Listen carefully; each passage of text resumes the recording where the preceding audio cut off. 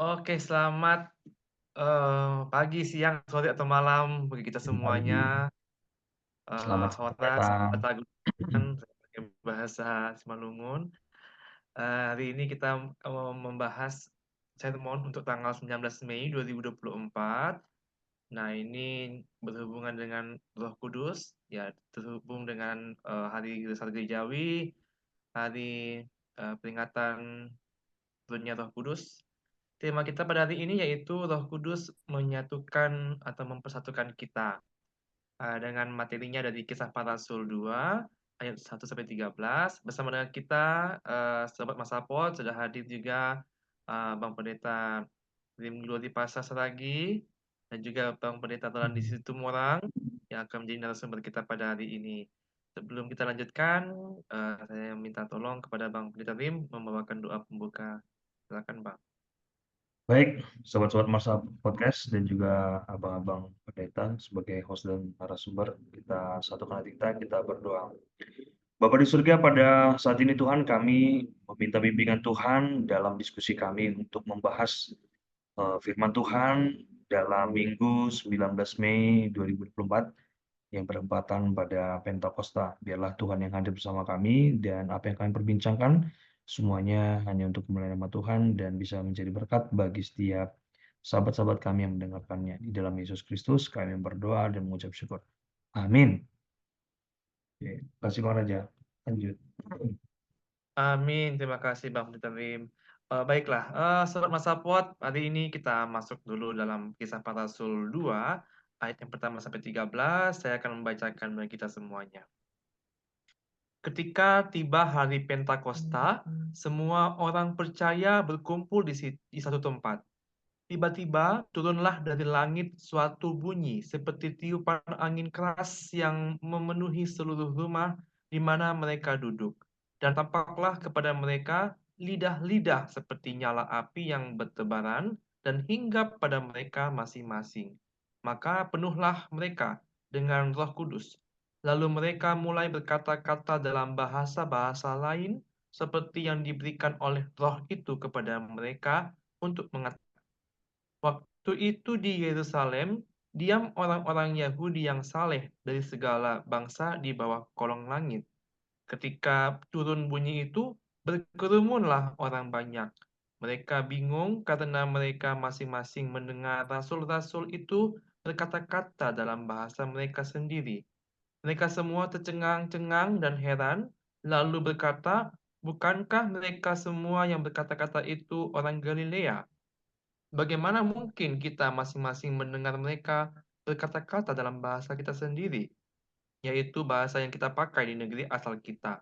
Kita orang Partia, Media, Elam, penduduk Mesopotamia, Yudea dan Kapadokia, Pontus dan Asia, Frigia dan Pamfilia, Mesir dan daerah-daerah Libya yang berdekatan dengan Kirene, pendatang-pendatang dari Roma, baik orang Yahudi maupun penganut agama Yahudi, orang Kreta dan orang Arab. Kita mendengar mereka berkata-kata dalam bahasa kita sendiri tentang perbuatan-perbuatan besar yang dilakukan Allah. Mereka semuanya tercengang-cengang dan sangat termangu-mangu sambil berkata seorang kepada yang lain, "Apakah artinya ini?" Tetapi orang lain menyindir, mereka sedang mabuk oleh anggur manis. Demikianlah pembacaan firman Tuhan. Oke, baik, Sobat Masapot, hari ini tema kita tadi dikatakan Roh Kudus yang mempersatukan kita, dan juga pada hari ini ada, hari raya, gereja yang khas yaitu, turunnya Roh Kudus. Nah, oleh karena itu, Bang Pendeta Lim, Bang Pendeta Rolandi, eee, mau membantu kita juga untuk memahami tadi apa pesan, dari perikop kita hari ini. Ya, silakan. Siapa duluan ini Bang, Pendeta Tim atau Bang Pendeta Landi? Bang Rolandi dulu nih kayaknya. Oh, Bang Pendeta Landi Baik, duluan terima ya. kasih buat Silakan, Bang. Pendeta Raja yang sudah memandu kita pada saat ini. Kalau sebagai latar belakang, saya hanya ingin menyampaikan seperti yang tadi disebutkan, ini adalah peristiwa Pentakosta atau 50 hari setelah kebangkitan Yesus, dan di sini dengan jelas diceritakan peristiwa yang terjadi pada hari Pentakosta ataupun pada hari turunnya Roh Kudus, yaitu para murid yang sedang berkumpul pada saat itu. Mungkin itu saja dulu Bang, terima kasih. Oke, baik, makasih Bang. Ya, Bang Pendeta Tim, bagaimana Ya, Bang latar belakang? jadi ini kan mungkin kita bisa mengingat 10 hari yang lalu ya. Jadi 10 hari yang lalu ketika Yesus naik ke surga ada perbedaan respon dari para murid. Yang pertama, ketika Yesus pergi meninggalkan mereka karena dia mati selama 3 hari, mereka khawatir gitu kan. Tapi ketika Yesus pergi naik ke surga, mereka malah bersukacita seperti khotbah kita di minggu lalu ya. Nah, kenapa bersukacita? Karena mereka sudah semakin diteguhkan dan sebenarnya kalau dipikir-pikir kan 10 hari kemudian mereka nggak tahu akan menunggu 10 hari. Tapi yang mereka percaya adalah yang dikatakan Yesus tentang roh yang mendampingi ataupun roh yang akan menguatkan itu akan datang diturunkan kepada kalian. Mereka memegang itu. Ya kita sekarang aja yang tahu ya, karena kita sekarang tahu, oh setelah kenaikan 10 hari lagi udah datang Roh Kudus gitu ya. Jadi ini situasi yang cukup menarik, walaupun mereka tinggal di Yerusalem, tapi mereka nggak berdiam-diam diri terus gitu ya. Tapi mereka tetap melakukan aktivitas, tidak seperti waktu Yesus mati, mereka bersembunyi dan ketakutan. Ini malah mereka bersekutu, memuji Tuhan, dan melakukan aktivitas mereka seperti biasa. Dan ia mengabarkan tentang Tuhan di sekitar Yerusalem. Mungkin itu Bang, latar belakangnya sedikit Bang. Iya, baik. Terima kasih, Bang. Jadi ada perkumpulan persekutuan dari para murid yang berkumpul dan juga mereka ya semacam melakukan persekutuan seperti itu kira-kira ya. Nah, lalu Bang, ini dikatakan bahwa tampaklah kepada mereka lidah-lidah seperti nyala api. Lalu ada tiupan angin keras, begitu Bang. Nah, lalu ada tanda-tanda lagi nih, yaitu mereka mulai berkata-kata dalam bahasa-bahasa lain. Nah, mungkin Bang, ada 3 hal ini mungkin juga Abang nanti bisa ada yang mau ditambahkan juga boleh. Kira-kira apa Bang yang mau dikatakan dari ini? Tiupan angin, ada nyala-nyala api, lalu ada bahasa-bahasa lain. Nah, kira-kira apa Bang yang mau disampaikan melalui ketiga simbol ini, Bang? Mungkin ini Bang Iya, Pendeta jadi Tim. Ya, baik Bang. Jadi kalau bicara tentang simbol ini ya, ada banyak interpretasi tentang hal ini. Cuman kayak terdengarlah bunyi dari langit ini menandakan sebuah fenomena yang para murid sudah sangat terbiasa dengan hal ini gitu ya. Ketika ada suara berkata dari surga mengatakan ini anakku yang kedua kalinya ya. Kalau yang pertama kan ketika dia dibaptis dan ini jadi sesuatu yang justru malah mereka kan gak ada respon ketakutan ya. Jadi mereka justru merasa ini adalah pertanda gitu kayak sebuah clue bahwa saya ada sesuatu yang akan terjadi dan mereka nggak ada ketakutan. Dia redaksinya penulis Kisah Para Rasul nggak ada menjelaskan mereka ketakutan. Justru malah deskripsinya lagi menambahkan tentang tiupan angin keras dan kemudian terdengarlah bunyi dari langit. Jadi ini kayak apa ya? Saya merasa ini interpretasi saya pribadi kayak tiupan angin keras itu jadi hal yang nggak menakutkan lagi bagi mereka kalau mengingat tentang peristiwa di Danau Galilea ya ketika ada tiupan angin kencang diombang-ambing. Nah, dan kemudian lidah-lidah api ini adalah sesuatu yang baru bagi mereka. Mereka sebenarnya kan nggak tahu gambaran roh yang akan ditutus Tuhan itu kepada mereka, gambarannya apa, representasi apa, mereka nggak tahu. Tapi ini jadi sesuatu yang unik dan mereka udah kayak nangkap gitu. Kayaknya ini sesuatu pertanda daripada Tuhan gitu, Bang. Nah, mungkin itu sedikit kajian dari aku, Bang. Jadi ini fenomena yang cukup menarik dan ada banyak interpretasi sebenarnya tentang hal ini. oke, baik. Makasih, Bang. Ya, barangkali ada Bang Pendeta Rolandi, Bang. Silakan, Bang. Iya, saya menambahkan saja, yang pasti secara umum ini adalah menggambarkan manifestasi kuasa daripada Roh Kudus yang ditampakkan bagi para murid dan banyak orang pada saat itu. Sehingga peristiwa ini juga mengingatkan kembali kepada mereka yang berada dalam peristiwa itu untuk melihat. Yang pertama misalnya seperti nyala api itu kan adalah bagian simbol Allah yang orang-orang Israel dan juga orang-orang Yahudi sangat dekat sekali. Peristiwa-peristiwa masa lalu yang selalu digambarkan dengan kehadiran Allah, ya nyala api itu tersebut. Yang kedua, ada angin keras itu juga seperti yang dikatakan oleh Bang Rim, peristiwa kebersamaan mereka bersama dengan Yesus itu juga digambarkan dengan datangnya angin keras dan ada peristiwa bagaimana Tuhan meredakan angin ribut itu ataupun memberikan sebuah arahan bagaimana mereka melihat tentang kuasa Tuhan, ya. Jadi angin itu menjadi gambaran tentang itu. Kalau tentang bahasa-bahasa lain itu menggambarkan tentang hal yang universal, ya, bahwa semua orang ya terlibat di dalamnya untuk melihat rancangan Tuhan tanpa dibatasi oleh apapun dan tidak terbatas dengan apapun. Mungkin itu Bang Raja, terima kasih. Oh, oke, makasih Bang. Jadi kan sepertinya memang para murid itu mengalami hal-hal yang luar biasa pada hari itu ya, dan mereka ternyata menunggu-nunggu kedatangan eh, atau jawaban dari janji Yesus kepada mereka Ya, ketika betul. Tuhan Yesus terangkat ke surga 10 hari sebelumnya.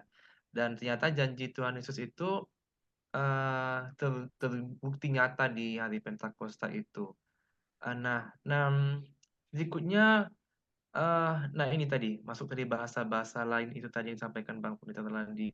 Ada ya kalau zaman sekarang kita sering dengar juga itu bahasa roh gitu ya Bang.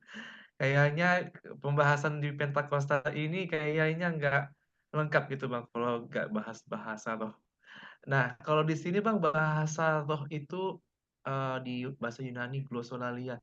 Nah, lalu ada bahasa yang kemudian dimengerti oleh orang-orang berbagai negara yang hadir di Yerusalem saat itu, karena itu juga adalah Pentakosta bagi Yahudi waktu itu.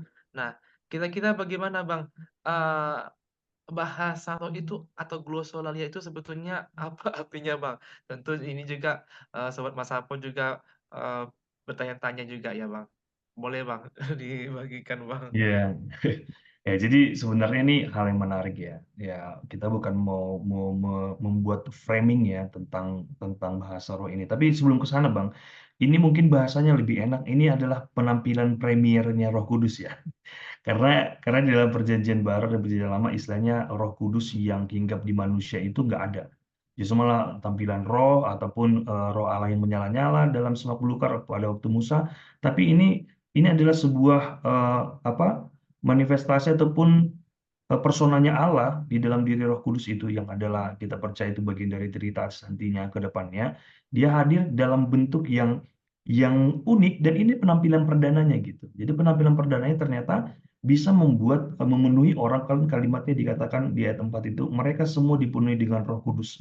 Nah, ketika dipenuhi Roh Kudus, jadi kalau orang sekarang kalau misalnya kita tonton di TV-TV ya, kalau ada kepenuhan Roh Kudus menggelepar-gelepar terus jatuh gitu kan. Enggak, Roh Kudus enggak begitu gitu ya.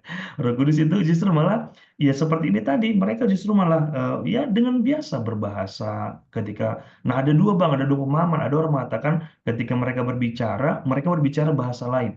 Ada juga yang lain mengatakan ketika mereka berbicara bahasa yang sampai ke telinga orang yang mendengar sesuai dengan dari mana asal mereka.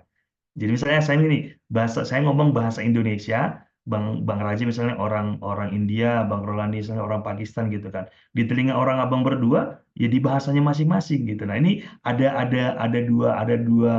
dua pandangan tentang hal ini tentang bahasa ini. Tapi yang jelas kalau bahasa roh menurut saya nggak dengan ucapan ya bahasa roh itu lebih kepada ada impact dan juga hal yang dibuat dalam bentuk perlakuan gitu. Jadi kayak mereka tadi dipenuhi Roh Kudus, ya mereka berbicara tentang Tuhan gitu kan. Ketika mereka dipenuhi Roh Kudus, mereka bersaksi dan juga akhirnya menyebar ke banyak banyak tempat gitu. Mungkin itu aja sedikit Bang Raja. Iya, makasih Bang. Jadi berarti penekanan Bang Rim itu tadi bahasa roh itu bahasa yang bisa dimengerti oleh orang lain ya. Walaupun tadi ada dua pandangan ya, ketika Bang Rim bicara dalam suatu bahasa, tapi seandainya saya orang India, saya dengarnya itu bahasa India, saya paham gitu ya. Lalu tadi Bang Pendeta Landi berarti bahasa apa tadi? Bahasa Pakistan atau orang Eropa misalnya, dia juga bisa memahaminya dengan bahasa Eropanya.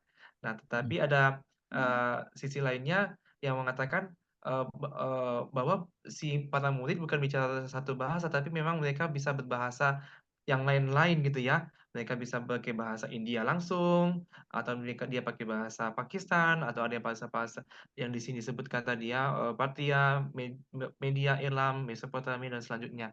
Nah, tetapi yang pasti di situ tadi penekanannya Bang Pendeta Tim tadi, bahwa mereka itu bisa memakai bahasa itu yang menjadi sesuatu yang dimengerti oleh mereka, dan itu ternyata juga bahasa yang katakanlah bahasa ilahi seperti itu ya, bahasa yang memuji Tuhan atau menyampaikan firman Tuhan.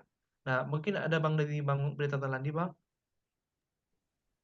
Iya, ini sering sekali menjadi sebuah percakapan panjang, dan saya rasa ini merupakan sebuah pengalaman, ya, iman ataupun pengalaman rohani yang dialami oleh para murid, ya, diberikan karunia oleh Roh untuk mampu berbahasa dengan bahasa yang bukan milik mereka, sehingga beberapa penafsir mengatakan juga bahwa glosolalia ini adalah pengalaman transendental dan pengalaman ekstasis spiritual yang mereka miliki. Jadi ini adalah sebuah hal, kalau tadi Bang Rim katakan, ini kehadiran Roh Kudus, ya, yang bukan perdana sebenarnya, tetapi yang spektakuler, ya, diberitakan, disampaikan, dan disajikan bagi semua orang. Sehingga ini menjadi sebuah peristiwa penting untuk dikenang di dalam sebuah sejarah pernyataan Allah lewat Roh Kudus bagi semua orang. Mungkin itu saja Bang Pendeta Raja. Terima kasih Bang.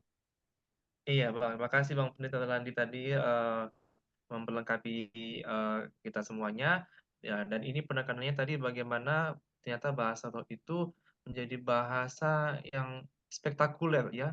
Peristiwa Pentakosta ini ternyata turunnya Roh Kudus yang bisa diterima secara spektakuler, dan ini sangat viral, dan ini betul-betul kita lihat banyak dampaknya ya, bahwa dampak dari peristiwa Pentakosta ini para murid tadi dari yang takut, khawatir, menjadi mereka sekarang sangat berani untuk bercerita, bersaksi, memberitakan tentang Tuhan Yesus. Bahkan juga tadi ada dampaknya kalau kita lihat bahan-bahan pasal-pasal berikutnya, mereka memberitakan firman Tuhan, berkhotbah, dan saat Petrus juga berkhotbah, ada banyak orang yang dibaptis, kira-kira 3.000 jiwa disebutkan di pasal 2 ayat 41. Nah, jadi dampaknya sangat luar biasa dengan kehadiran Roh Kudus. Nah, jadi mungkin sekarang Abang Pendeta Rim, Pendeta Rolandi, karena ini Pentakosta, mungkin ada closing statement sekaligus juga Bang, karena kalau di GKPS itu Pentakosta itu adalah juga perayaan pesta ulang tahun seksi sekolah minggu. Nah, barangkali ada Bang yang mau dikaitkan ke sekolah minggunya dengan adanya Pentakosta ini, kira-kira apa Bang yang bisa kita ambil sebagai benang merahnya? Ya, silakan Bang. Ini mungkin closing statement juga ya Bang ya. Ya, silakan Bang Pendeta Rim duluan ya. Oh, Silakan Bang. benar. Udah terus. Iya, jadi sebelum sampai ke sana ya, jadi penekanannya tadi kan dalam mereka kepenuhan roh tadi kan, di ayat 11 kan dijelaskan apa yang mereka sampaikan.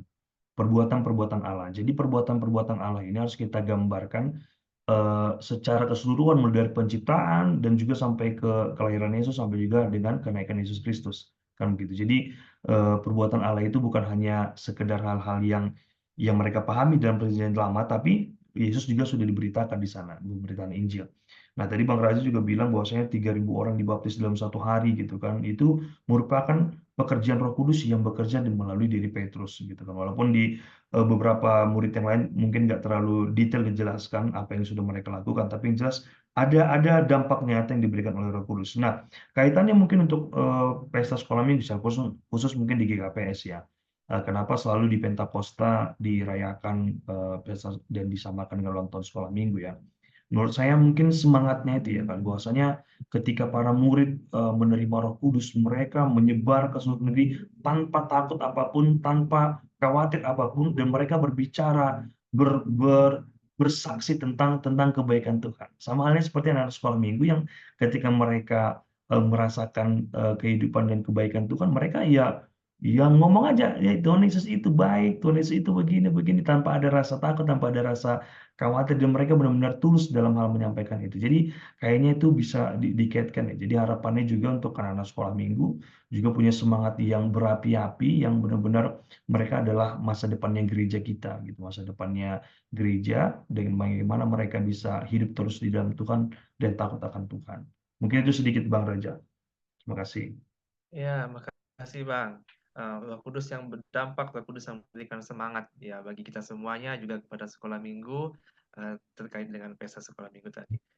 Bagaimana Bang Berita Tolandi? Ya, Bang Raja.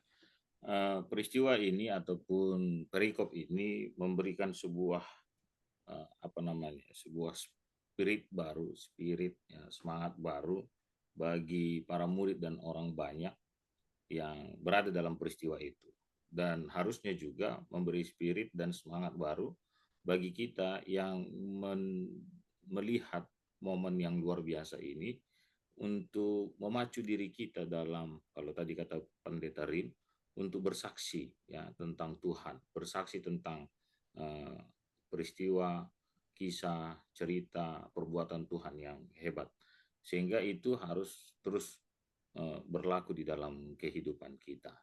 Peristiwa Pentakosta sekali lagi menjadi peristiwa yang spektakuler ya. Bukan berarti yang lainnya kalah spektakulernya, tidak, tetapi ini harus menjadi bibit semangat yang luar biasa bagi kita. Dan kalau kita menghubungkan ini dengan pesta sekolah minggu secara khusus kami di GKPS ya, maka ini harus menjadi sebuah spirit baru ya, seperti seorang anak-anak yang baru lahir ya, punya semangat yang luar biasa ya. Dan kalau saya melihat seorang anak-anak itu hampir tidak memiliki rasa takut yang berlebihan, yang mereka tahu mereka terus lakukan ya. Persoalan bagaimana risikonya walaupun sedikit negatif itu urusan nanti, kalau ada masalah nanti urusan sama bapaknya, kira-kira begitu ya. Jadi saya melihat peristiwa ini kalau kita hubungkan dengan pesta sekolah minggu, bagaimana Roh Kudus itu memberikan kekuatan ya bagi semua orang ya. Anak-anak sekolah minggu juga mendapatkan kekuatan itu dan menikmati hadirat Tuhan ya, berlaku secara keseluruhan, secara universal kepada semua orang. Dan peristiwa ini juga menjadi sebuah pelajaran berharga bagi anak-anak sekolah minggu tentang bagaimana Tuhan itu terus berperan di dalam kehidupan kita. Dengan kata lain, tadi kata Pendeta Rim, setelah 10 hari 10 hari yang lalu Yesus naik ke surga, ternyata Tuhan tidak membiarkan kita sendirian. Ya, ada nubuatan Allah yang telah dinyatakan bagi kita. Jadi setiap orang, bahkan anak-anak sekolah minggu sekalipun, di hari Pentakosta jangan takut, karena ternyata Tuhan tidak akan pernah meninggalkan kita. Kalau topik kita tadi mengatakan ya Roh Kudus yang mempersatukan kita di dalam kekuatan Tuhan. Terima kasih buat Bang Raja dan Pendeta Rim. Ya, mungkin sedikit Bang Ya, yang mungkin ada yang lupa tambahan, tadi kan. silakan Bang. Ya, bahwasanya ini peristiwa yang fenomenal ini dan kita bahas ini kan menjadi sebuah apa ya, cikal bakal juga ya, cikal bakal pemahaman Trinitatis nanti ya. Walaupun Alkitab kita nggak berbicara Trinitatis, tapi ada salah satu orang Bapak Gereja yang merumuskan Trinitatis. Jadi kita lebih paham bahwasanya ada ketritunggalan itu, gitu ya, cikal bakalnya, dan kemudian cikal bakal gereja juga kali ya, persekutuan orang-orang yang berkumpul dan memuji Tuhan gitu, begitu Kristus. Oke, itu aja kali Bang. Terima kasih Bang Raja. Tambahan sedikit aja. Iya Bang, dari Bang Pendeta Rim tadi ya, cikal bakal eh, Pentakosta merupakan cikal bakal tadi itu doktrin Trinitatis, bahkan juga dengan adanya Pentakosta, maka juga ada permulaan orang-orang persekutuan ya, orang-orang gereja, yang disebut orang gereja, yang disebut orang-orang yang tebus dari dosa. Oke, Bang Lim dan Bang Peter Rolandi, terima kasih banyak untuk kesempatan kita pada hari ini sermon melalui Zoom. Dan juga kepada sobat-sobat Masapot, kiranya sermon hari ini menjadi berkat. Sermon kita ini akan ditutup dengan doa oleh Pendeta Rolandi. Silakan Bang. Baik, kita bersatu di dalam doa. Kami mengucapkan rasa syukur kami atas segala kebaikan Tuhan, sehingga kami boleh terus berkarya dalam semangat yang Tuhan boleh berikan. Seperti halnya hal yang luar biasa, peristiwa Pentakosta, yang memberikan semangat baru bagi para murid dan juga orang banyak, sehingga hal-hal yang luar biasa juga boleh terjadi lewat lawatan Tuhan. Maka kami percaya bersama dengan sobat-sobat Masapot, dengan semangat yang luar biasa, peristiwa Pentakosta menjadi semangat yang luar biasa bagi kami juga untuk terus berkarya demi hormat dan kemuliaan bagi nama Tuhan. Dalam Yesus Kristus kami mengucapkan syukur kami. Amin. Amin. Shalom. Amin. Baik, terima kasih. Sampai jumpa lagi. Oke. Shalom. Thank you Selamat Bang, thank you semua. Pentakosta, sobat-sobat semua. Pentakosta.